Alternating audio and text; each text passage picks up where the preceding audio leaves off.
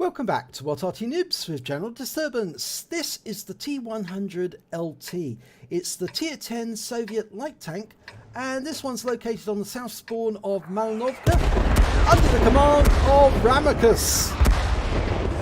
Now that's an Icelandic flag on the side of the vehicle, so I'm presuming that Ramakus is from Iceland, and he's actually in platoon with Baker Boy. I'm not sure where he is, but he's somewhere in this group. Battle has started. Now the T-100 LT has got the best camo rating in the game. It's incredibly difficult to spot. And it also has got the same camo rating when it's moving as when it's stationary. And he's parked it behind the bush on Malinovka. Unfortunately, this is the one spot that normally gets hit by Arty right at the start of a battle. But no one's fired at it yet. That doesn't mean they won't fire. This is a tier 10 game after all tier 10. And you can see the good camo rating because even though he's sitting in the open behind the bush, the enemy can't see him. They're right across the field. He's not picking up any spotting damage yet, because most of the enemy are actually closer to his teammates over on the far side. And Baker Boy is in the GWE100 and he's off to the southeast of the map. Okay, so he's moved a little further into the bush, just in case those enemies do detect him. And he's locked onto that T-62, but I don't think he's going to shoot because I think he wants to get more passive spotting. Right, FV215. Oh, he did fire! And I'm not sure if he was seen. I think that was a double bushing there. So the FV215B didn't see him. I'm surprised the T-62 didn't see him when he fired, but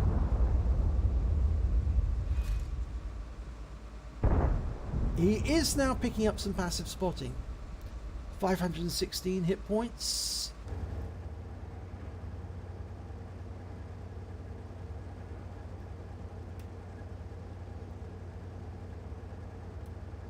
You know, in circumstances like this, I'd be severely tempted to go down into the dip and try and move forward and get much closer to the enemy, because I think they spread out a lot. There's a fair number of heavies going up on top of the hill. Yeah, he was having the same thoughts I was. Yeah, he was thinking the same thing. So move forward. Used to be on this map that you could move all the way forward to this position here and you get really close to the enemy. And he did knock a tree over there, but I'm not sure the enemy's looking. And good job he went into that bush, because that Type 5 heavy, he's hidden in a bush up on the hill, but he's close enough. I think he might just be outside. Yeah, I think he's just outside view range.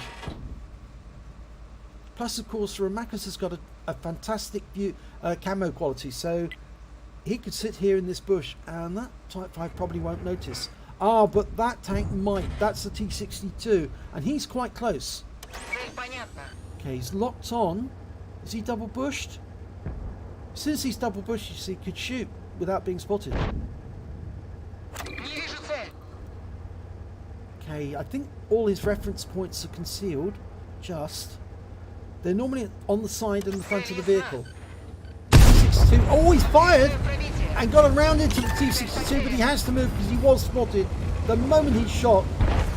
And he's dived into the water to get across. Now, he's slightly lower now than those enemy tanks can see. And yeah, he can get across there without drowning. And he's now getting spotting damage on that Grilla. 1,500 off that. Oh, he's been spotted again.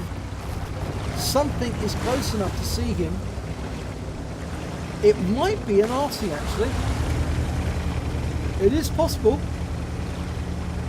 The enemy does have two Arty. Ah, there, I just saw an outgoing shell from an Arty over in the bushes. He's somewhere over in B1.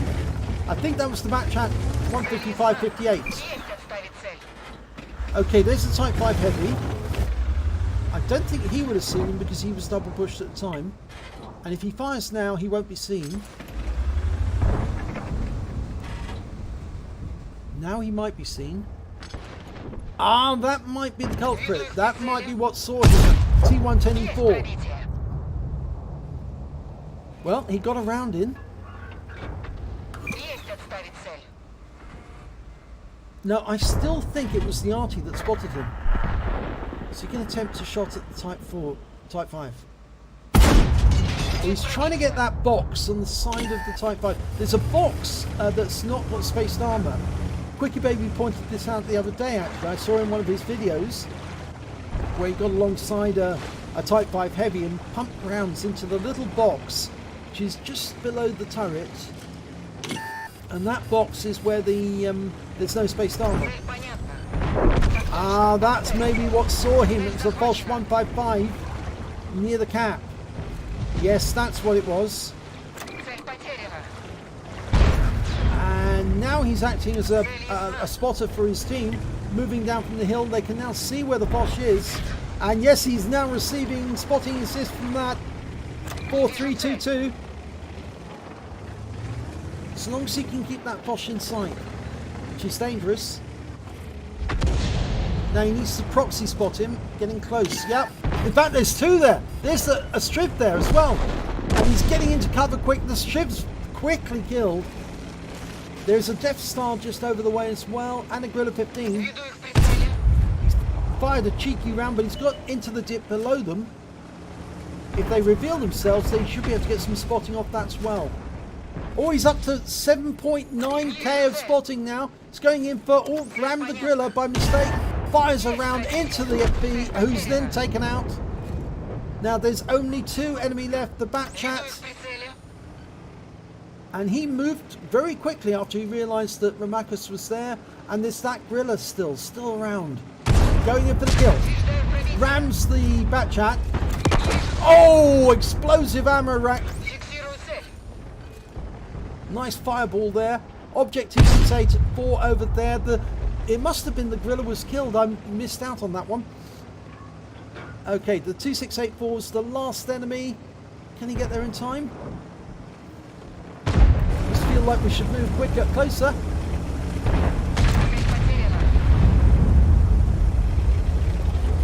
And that's the end of the game. So he finishes off in the cap. Let's have a look at the end of battle stats. And it was the second class tank for Ramakus in the T-100 LT. He picked up a spotter badge for spotting at least 1,000 hit points of damage. In fact, it was considerably more than that.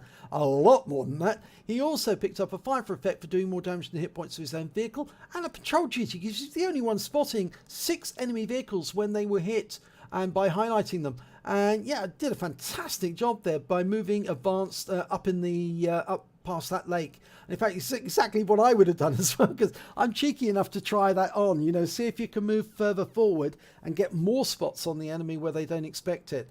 So let's have a look at the team score. Okay, we can see that when it came to damage, it was actually the Object 2684 who managed to get the most. He got 4,573 hit points, and the Death Star managed 3,273. Ramakus actually only managed to get 1,620 out of that battle from direct fire, but his teammates in the GWE 100 managed 1,623. 1,962. What am I saying? UN Baker Boy. And when it came to kills, it was the IS-7 who managed to do the best. He got 3 kills. There's a whole bunch of tanks with 2 kills. And unfortunately, Ramakus didn't get 1 kill at all. But the GWE 100 of Baker Boy managed to get 1 kill. When it came to base XP, it was Ramakus who managed to get the highest amount. He got 1,082 base experience points, and UN Baker Boy managed to pick up 954 out of that game. And that's mostly because the Baker Boy was being supplied with really good spots by Ramakus, which was helping him to get some more damage. And I think we're going to find out how much spotting damage Ramakus did in the end. He got 8 shots fired, 6 direct hits, 5 penetration, damage of 1,620 hit points, of which 269 were at more than 300 meters. He spotted 5 enemy vehicles, damaged 5 but didn't get any kills, but he did 9,057 hit points of spotting damage out of that game. No wonder he earned so much in the way of XP. He was was spotting a huge amount of damage, and he also managed to get 5 capture points right at the end of the game. On the credit side, he earned 72,983 credits, got 10,947 credits for personal missions payout, and after repair and ammunition resupply, he took away 72,016. He received 1,623 experience points, got ×2 for the first victory of the day, 812 for personal reserve bonus, 243 for personal missions payout, and 325 because he entered the battle in a platoon. So he took home 4,626 experience points altogether. But it was a really good game, and I like the way that he did move forward, because if you're not getting that much in the way of spotting damage, and the enemy just doesn't appear to be there anymore because most of them gone up the hill, or they're hiding and camping at their own camp, it sometimes helps to sneak up on them. Get really close to them where they don't expect you to be there, and all of a sudden your teammates know exactly where the enemy is, and they start landing shells on those enemy, and you get masses of spotting damage out of it. So it really worked out okay for him in the end. So if you enjoyed that replay, please give it a like and do subscribe to our channel, and hopefully it'll be your replay that I'll be featuring in the next video.